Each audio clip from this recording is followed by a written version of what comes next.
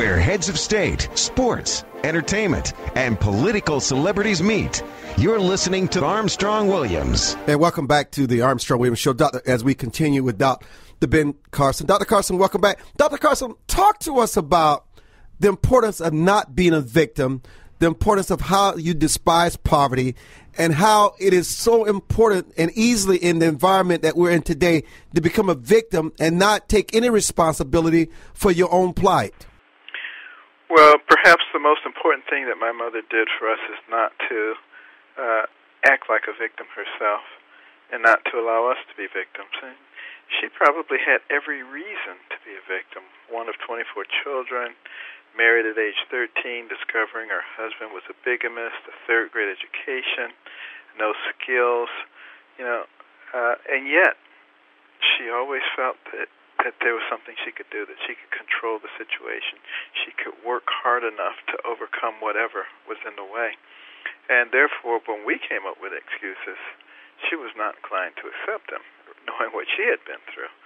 And sometimes we felt that was unfair, but obviously, as time went on, we began to see that it was an extraordinarily wise thing because both my brother and I stopped being excuse makers. And we were always looking for solutions.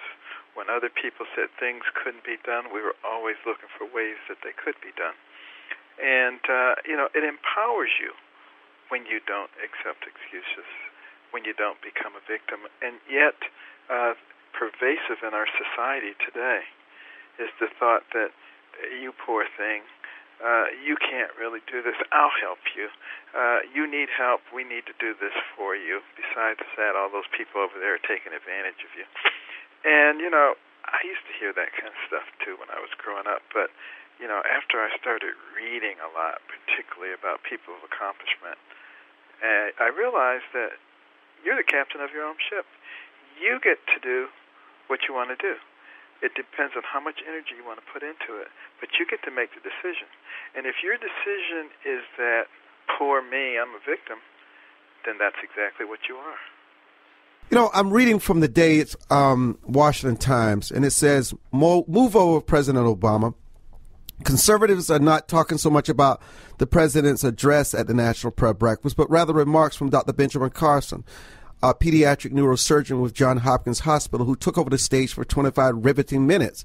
Mr. Carson spoke of his disdain for political correctness, calling it a dangerous and horrible thing that has led to such ridiculous fears as wishing people Merry Christmas, according to the Blaze. He also talked about the moral decay of American and caution of a Rome-like fate. And in front of Mr. Obama, who sat just feet from the podium, confronted the issue of America's debt and current fiscal policy. Could you speak more in detail about the moral decay and our physical woes?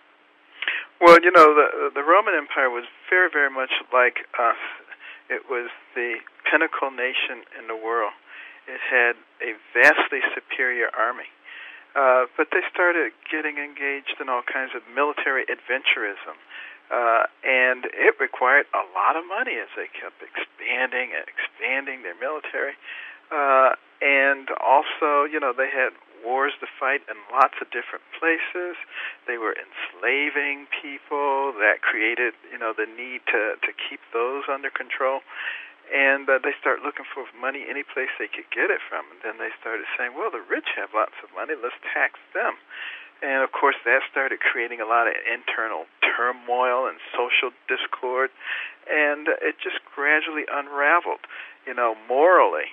They had these guys, great philosophers with the long white beards and the flowing robes, waxing eloquently on every subject. And, nothing was right and nothing was wrong. And they kind of lost their moral core, their sense of values in terms of who they were.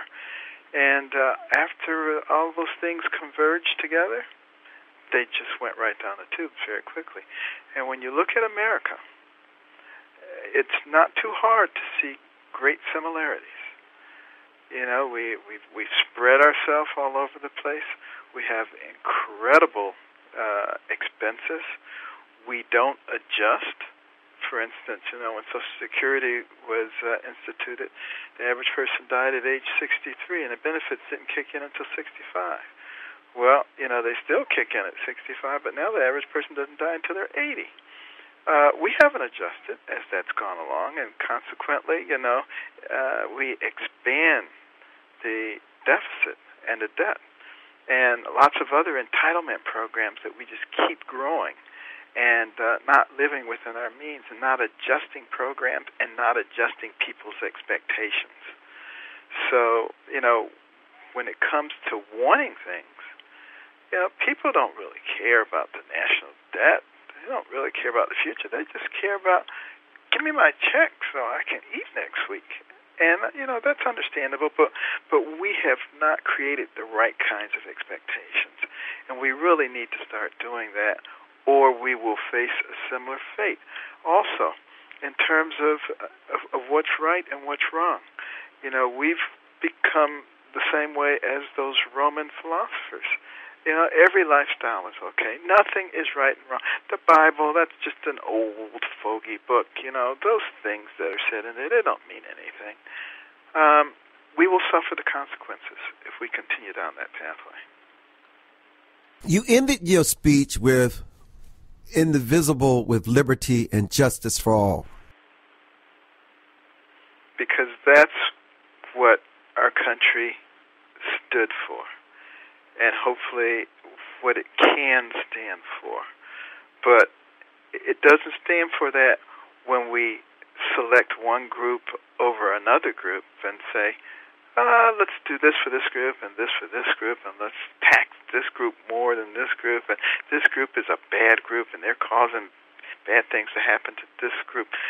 That's not treating everybody in a fair manner. Everybody should feel that they have equal rights to all of our services and all of our benefits, and everybody has equal obligations to help to maintain it. That's what we should be looking at. We should be looking at leadership that creates a vision behind which everybody can get, and we can feel good about who we are and where we're going. And that requires extraordinary leadership. Was it awkward for you with the president and the first lady sitting there? I noticed that after your speech, the president made his way to you. What did he say? He just thanked me, said it was a very, very good speech, and he's proud of me. People see you as being bold and taking that strong stand. But obviously, to you, it was about the country. And if you can influence the president and those that he listened to, because many people think that he's an incubator, it's all for the good of the country. Yeah, my comments really weren't directed at the president or any specific person. It's directed at the situation that is going on in our nation and how we can solve it.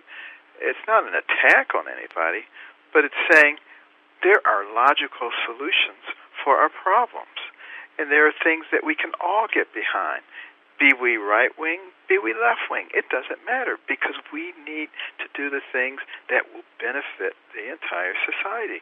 And here are some logical ways that we can do that that will help to solve some of our fiscal crises and get us moving in the right direction.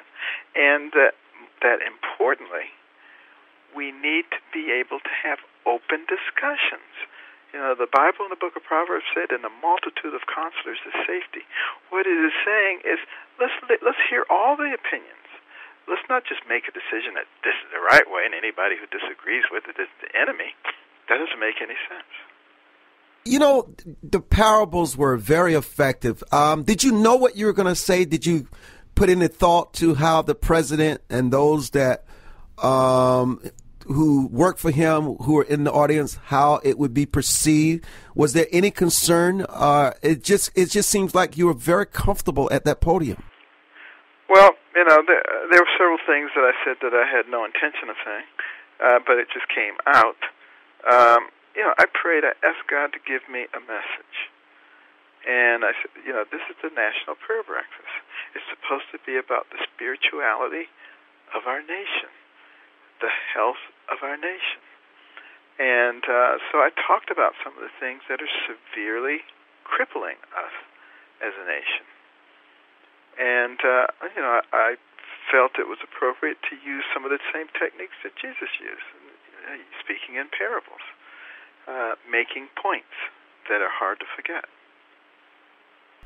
You made it clear that Jesus was your role model. Yeah, because, I wake up every morning. First thing I do is I pray. And I read my Bible. And at night, the last thing I do is I pray. And I read my Bible. But throughout the day, I constantly pray. I try to stay connected with God because He is the source of all wisdom. And, Jesus Christ is the embodiment of God on earth that we can relate to and who relates to us. Doesn't force Himself upon anybody, but if you want to take advantage, boy, is it a big advantage. You're listening to the Director of Pediatric Neurosurgery at the Johns Hopkins University, Dr. Ben Carson. We're going to come back with some final thoughts because Dr. Carson is with his patients making his rounds. After all, how many surgeries do you average a week, Dr. Carson, at Johns Hopkins? About 7 to 8. 7 to 8 surgeries. And you've been doing this for how many years? Well, I used to do a lot more than that. But I've been at Hopkins now for 36 years. And you are the Director of Pediatric Neurosurgery. Meaning? Meaning that, I deal primarily with children with problems with the brain and the spinal cord. I do deal with some adults who have trigeminal neuralgia as well, which is Just hold there. We're going to go back with some final thoughts. I'm Armstrong Williams, Dr. Benjamin S. Carson.